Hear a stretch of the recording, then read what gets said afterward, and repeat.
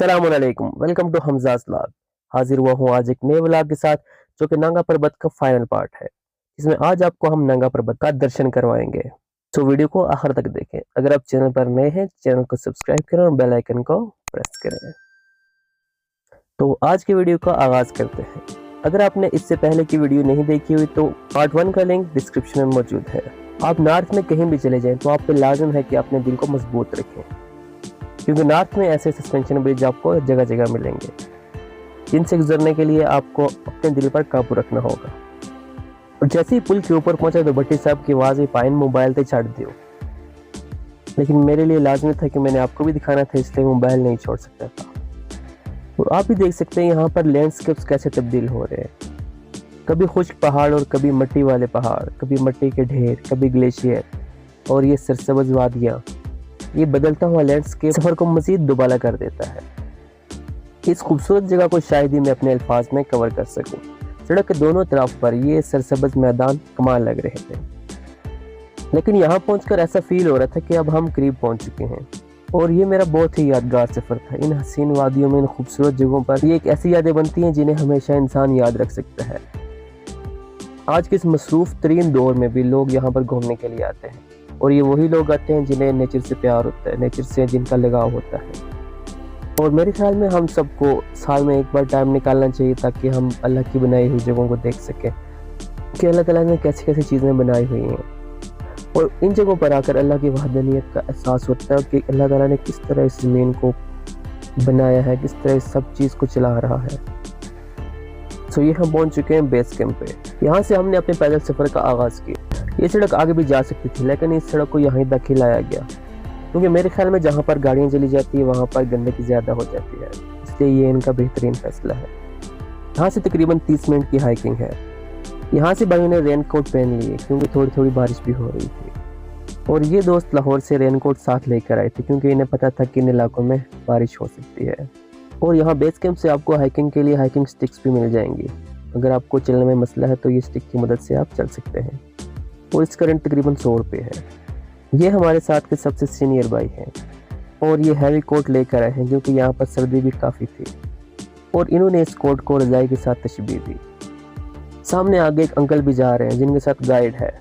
अगर आपको यहाँ का रास्ता नहीं पता तो आप यहाँ से गाइड भी ले सकते हैं। ये 4 दोस्त हैं जिन्होंने मुझे मुजफ्फराबाद से ज्वाइन किया, जो कि आपको बताया था कि ये लाहौर से हैं। जैसे कि व्लॉग में भट्टी साहब का जिक्र हुआ था, आपको बताता चलूँगा ये ऑरेंज जैकेट वाले भट्टी साहब हैं। इन्होंने पूरे सफ़र में हमें ज़रा भी बोर नहीं होने दिया। और इस खूबसूरत वादी में से गुजरता हुआ पानी जो नंगा पर्वत के ग्लेशियर से निकल रहा है।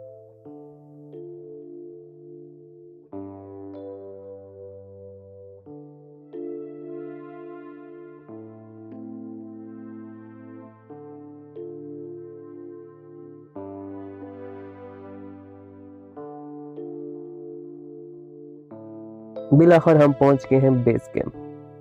आपको बताता चलूं कि इस जगह को रूपल वैली भी कहा जाता है, और इस फेस को रूपल फेस कहा जाता है।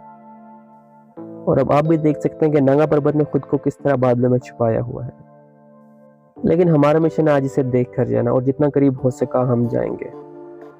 और हम इंतज़ार करेंगे कब बादलों का पर्दा अपने ऊपर से हटाएगी और हम इसे देख सकेंगे।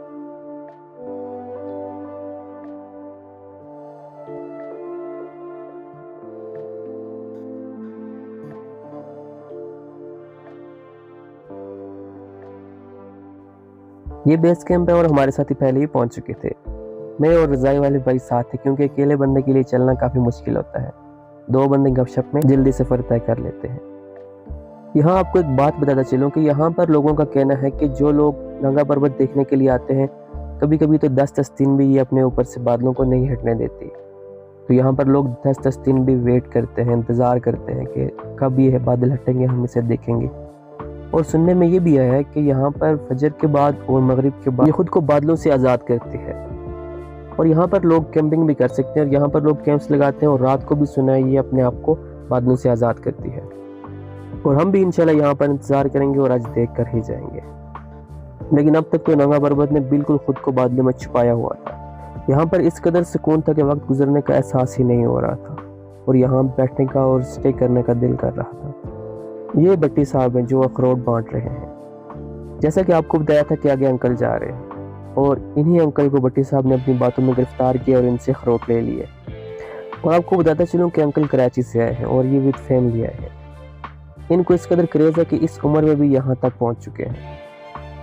यहाँ पर सबने फैसला किया कि हम इस तरफ से ऊपर जाते हैं, शायद हमें ऊपर से नंगा पर्वत क्लियर नजर आए। तो सब ने यहाँ से चलने का फैसला किया ताकि हम नंगा पर्वत को करीब से देख सकें। और मैं यहाँ से बिल्कुल टॉप पर आ चुका था क्योंकि मेरी स्पीड इन सबसे काफ़ी तेज़ थी।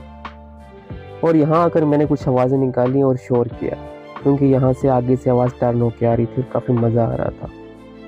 यहाँ आपको दिखाता चलूँ कि किस कदर ख़तरनाक जगह है और ये इतनी ख़तरनाक लग रही थी कि मैंने सोचा कि यहाँ से पत्थर फेंक के देखता हूँ कि किस स्पीड से जाएगा और आपको भी दिखाता हूँ। यहाँ पर हल्की फुल्की बारिश भी हो रही थी और ये सामने नज़र आने वाले सब ग्लेशियर्स हैं और ये लैंड स्लाइडिंग की वजह से ग्लेशियर्स के ऊपर मिट्टी आई हुई है।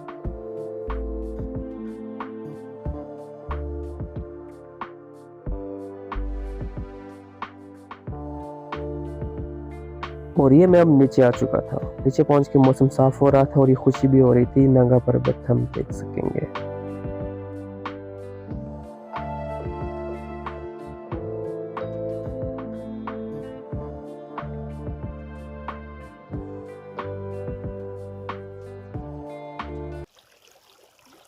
चलिए भाई साहब नंगा पर्वत के बारे में कुछ बताना चाह रहे हैं और आपको भी सुनाते हैं कि नंगा पर्वत क्या है। अस्सलाम वालेकुम। हम इस वक्त नंगा पर्वत बेस कैंप 1 में हैं। आपके सामने ये जो चोटी नज़र आ रही है इसको नंगा पर्वत बोलते हैं। नंगा पर्वत पाकिस्तान की दूसरी सबसे बड़ी चोटी है और इसको इंग्लिश में किलर माउंटेन भी बोला जाता है क्योंकि ये हर साल 2 से 3 माउंटेनियर्स को लेती है अपने आगोश में। हम यहाँ से फिर वापस जाएंगे चिलम चौकी और हम रात वहाँ पे स्टे करेंगे चिलम चौकी में। बहुत गौर करने के बाद बादलों में हमें थोड़ा सा नंगा पर्वत का एक कोना देखने को मिला, लेकिन अब हम इंतज़ार करेंगे क्योंकि मौसम साफ हो रहा है और देखते हैं कि कब तक हमें ये दर्शन करवाती है। जैसा कि आपको भाई ने बताया कि पाकिस्तान की सेकंड हाईएस्ट पीक है। इसकी हाइट इतनी ज़्यादा है कि आपको यूं गर्दन बिल्कुल ऊपर करके इसको देखना पड़ेगा और बादलों में बिल्कुल हल्की सी इसकी झलक नज़र आ रही है जो कि मोबाइल में कवर नहीं हो सकी। जहाँ ही नीला आसमान है इसके साथ ही चोटी बादलों में छुपी हुई थी और थोड़ी सी नजर आई, लेकिन जो मोबाइल में कवर नहीं हो सकी और मोबाइल में बिल्कुल भी ये चीज़ें कवर नहीं हो सकती।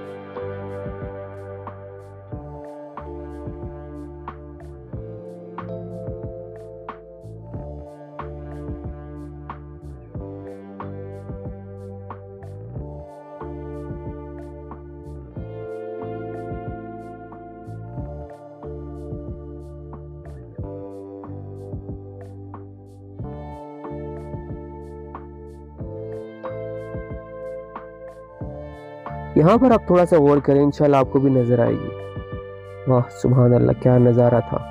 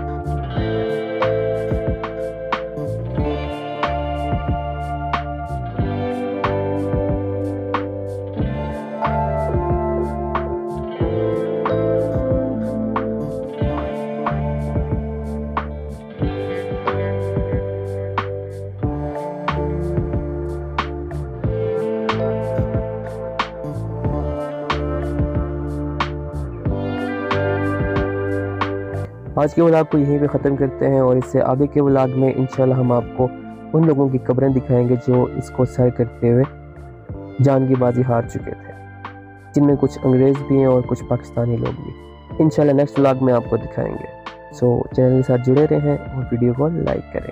जज़ाकल्लाह।